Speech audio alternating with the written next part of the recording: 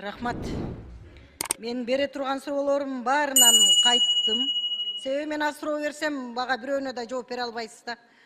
Жана Примов абдан жакшы суроо берди да.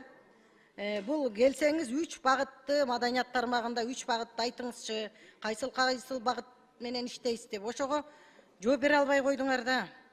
Ошон үчүн Алмаз Акунжанович министрлерди алып келгенде кичине программаларын даярдатып, кичине бул жерде келгенде эми коомчулук карап турат да, биз эми нотариус эмеспиз да. Келгенде эле тиги президент көрсөткөн талапкерди колдоп беребиз албетте. Бирок бул жерде кичине ырымын кылып койгула дейм го мен дайыма. Жок дегенде кичине программасын айтып бериш керек да.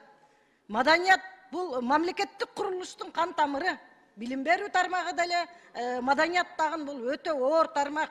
Мен иштегем бул жерде 5 айга жакын. Мен сизди колдойт элем, колдойм. Бирок сиз абдан муногу менен баягы маданият министри болуп ырчысы келди, чоору келди, артисти келди, режиссеру, сүрөтчүсү, акын жазуучусу келди. Маданият жылган жок. Азыр президент болуп көрбөгөндөй маданиятка акча бөлүп атат да. Мыйзам боюнча 3% көрсөтүлгөн, президент ошого жеткирип маданиятка акча бөлүп атат. Мен ошол акча неэффективный кетпесин деп атам. Мына саламаттык сактоо тармагына министрди чырылдап эле аттым эле, 3 миллиард акча кайда кетти? Неэффективный деп мына өзүңөр чыгарып атасыңар. Мен эмес, аткаруу бийлиги берип атат. Анан мына кече күнү өкмөттүк жыйын болду Кабминдин. Ай, биз айткандын баарын ыйлап эми айтып атасыңар да. Мисалы министрлер командировкалары 90 күн деп, 95 күн деп командировкада жүрөт деп. Билим берүү министри 30 күндөн да көп, ал кишиникин көбүнү эсептебей коюптур. Сиз да командировкалап жүрүүнү мындай сабак алышыңар керек да. Анан муногу немени айтайын дедим эле да мен силерге. Укуктук ченемдик актылар, нормативдер өтө азыр эскирген мыйзамдар. Мыйзамдарды жаңылаш керек. Мисалы мен бир эле мисал, кол өнөрчүлөр жөнүндө мыйзам жок. Биздин министрликке мен тапшырма бергенмин маданият министрлигине. Кол өнөрчүлөрдү колдонобуз. Чоң мамлекеттик иш-чараларда чакырабыз. Кол өнөрчүлөрдөн кимдерди, кол өнөрчүлөргө кимдер кирет айтсаңыз, сиз мен жок дегенде бир суроо берип коеюнчу ырымына. Камил Абдыразакович, туура айтасыз, ошо укуктук ченемдик актылар боюнча биз азыр мен талдап келип бар ошо маданиятка тиешелүү бардык укуктук ченемдик акттарды, мыйзамдарды баарын бириктирип бир маданият кодекси кылып алып келип силердин астыңыздарга ошо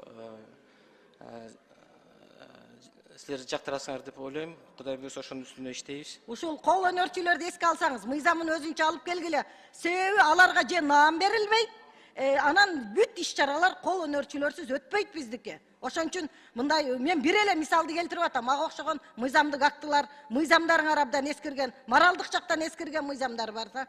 Анан эми Кондучалова деле артист болгон эмес, сүрөтчү болгон эмес, режиссер болгон эмес, кандай көтөргөн маданиятты?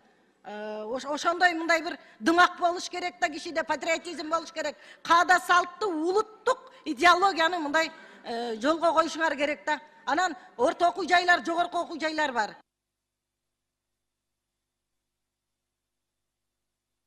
Рахмат. Мырза, мен жана сөзүм жыйынтыктай албай калдым.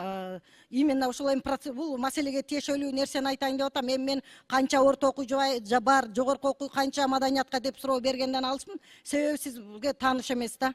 Анан эми мен могу системаны талкаланды. Система чынында эле кайрадан жасаш керек маданият тармагындагы системаны кайрадан эми мындай аттуу баштуу кишилерди чакырып өзүңүзгө бир жакшы кеңешчилерди алсаңыз тагын, анан эми орун басарларыңыздан деле мен мындай бир профессионалдык маданият тармагында профессионалдык искусствону түшүнгөн, эми баарысы чарбадан ар жактан келген кишилер.